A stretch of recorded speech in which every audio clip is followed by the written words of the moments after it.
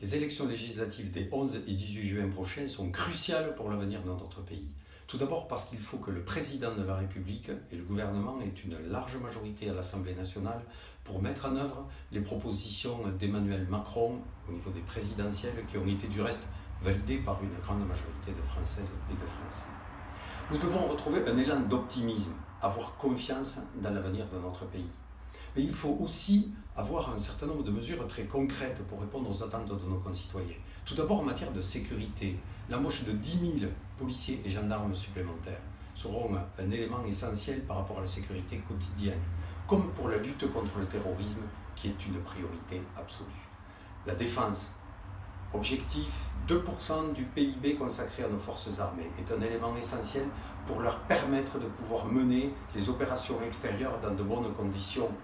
Parce qu'il en va, de la crédibilité de la France sur la scène internationale, comme du reste l'a montré le président de la République lors de la séquence que nous venons de vivre, où il a montré avec force et efficacité que la France était de retour sur la scène internationale.